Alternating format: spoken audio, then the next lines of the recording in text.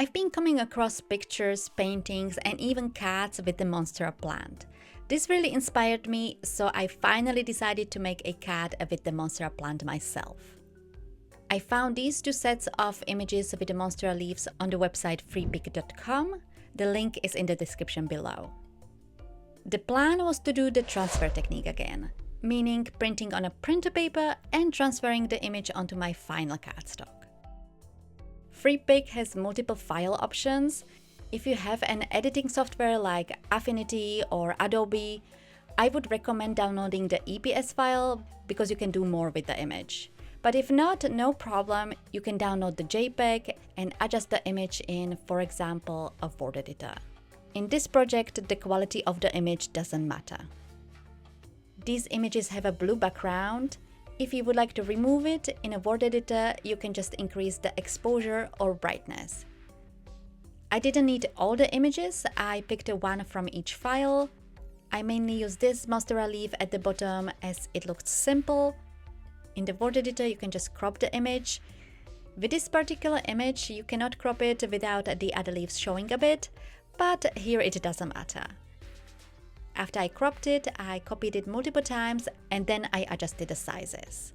Some bigger and some smaller, and then later I will be deciding which one I will use. From the other file, I used this Monstera at the top left corner. This one was much easier to crop out. Once I had all the sizes I wanted to try out, I sent it to my printer and printed it onto a printer paper. Next, I used my scissors and cut out each Monstera leaf into squares. Nothing too complicated. Once I cut out all the images, I used a black card base and I started playing with the printouts, just to see which one will fit, which one I can use, and what kind of combinations I can create. For example, here is my first option that I thought of. I used the two biggest Monstera leaves, and my idea is to place the biggest one, which was about 10 centimeters tall, over the smaller one that was about 8 centimeters tall. I will have the sizes of the Monsteras that I used over on my blog. Until I started assembling the cards, I pretty much did the same with every single image that I used, so to demonstrate it, I just will use the biggest Monstera.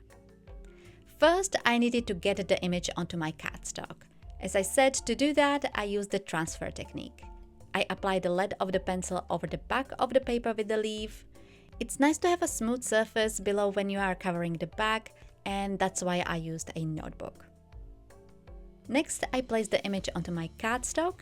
I secured it with a washi, not only to make sure it doesn't move, but also to check it if it's transferring correctly. These leaves do not have the stem. I was contemplating, shall I draw it in, shall I not? As you see, I decided to draw it in, but this is completely optional, you can leave it without it. And then I used my pencil and followed the lines of the image to transfer it onto my cardstock. This image has a few detail lines which I did not follow, I just did the stem and the outline.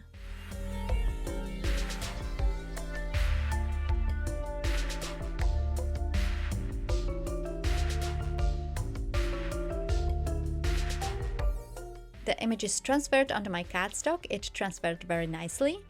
I'm using the Canson XL watercolor cardstock because for my coloring method I decided to use watercolor markers, or pens, I think they are called. Mainly the ZigBrush markers, but I also grabbed a few of the koi markers from Sakura. These are both water-based markers. If you have different brand, just use that. Or you can use completely different coloring method. I started with the stem, for which I used a yellow marker, and then I went over it with a very light green. The yellow marker is the Sakura Koi, and then the pale green is the Zig marker. As I said, both of them are water-based markers, so you can use them together. These colors might not be the correct ones. I only had a plan which colors to use for the main part of the leaf, but I had no plan for the stem.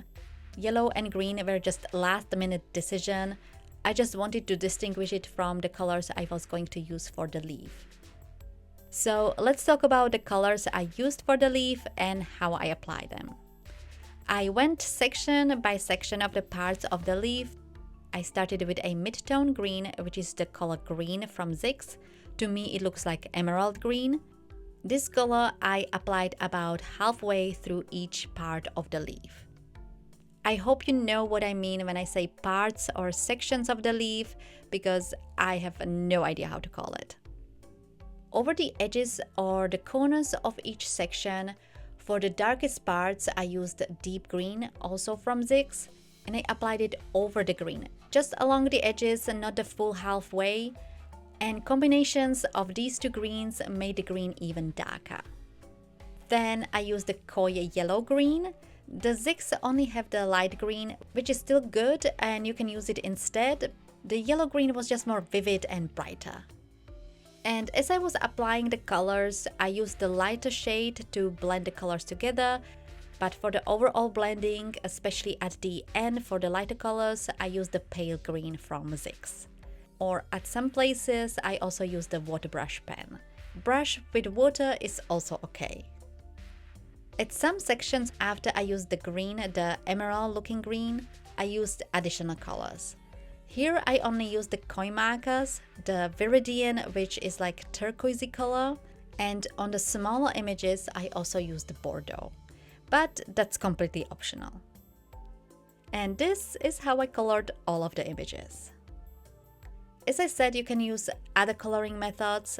At first I thought I will use coloring pencils. Good I didn't, because these cards took me a few hours to make. It was fun, but with the coloring pencils that would take much longer.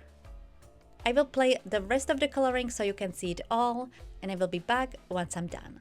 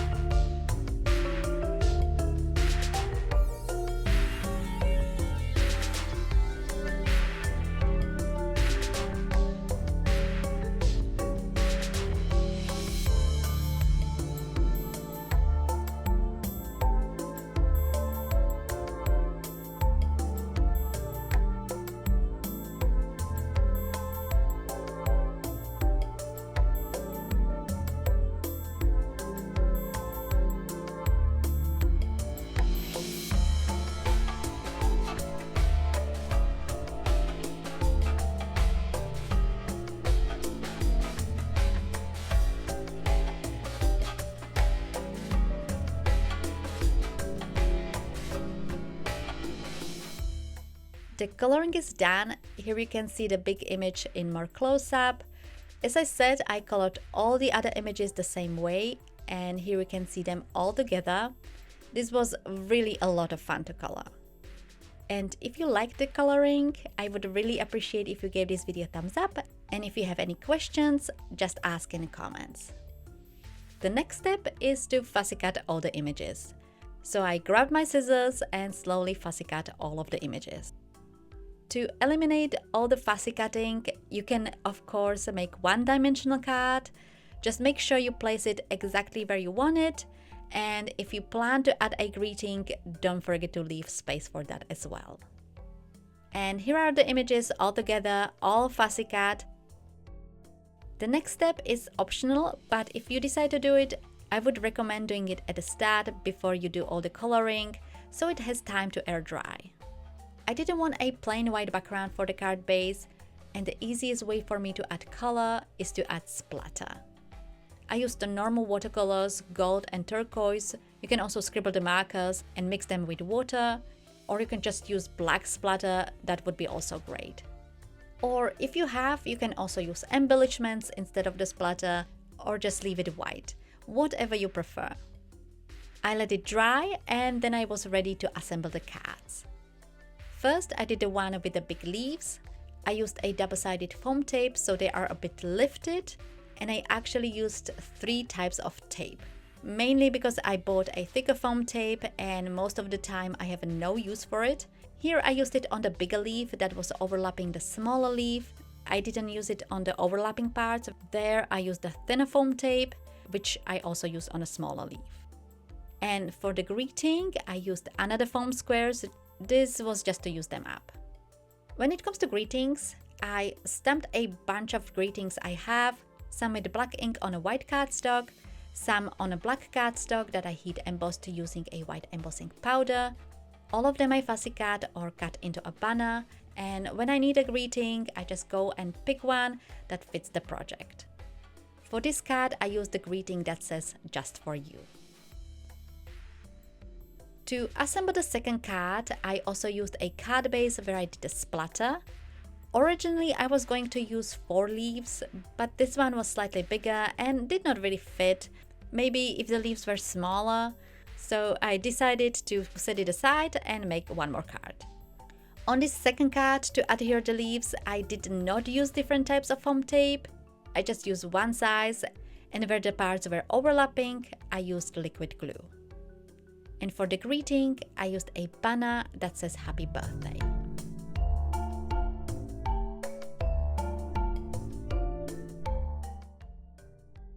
I only planned making these 2 cards, but since I had one more leaf left, I decided to make one more card. Just a simple clean card, no splatter. I adhered the leaf in the middle of the card using a foam tape, and below it I used a banner with "Happy Birthday" sentiment. Here are all the cards together. I really love the colors. Let me know which one you like the most. If you like this video, make sure you give it thumbs up. It really helps my channel. And also subscribe if you haven't done so already. The links to the images from Freepik I will leave in the description below, as well as over on my blog, where you can also see the photos of the cards. Thank you all so much for watching, and I will see you in my next video.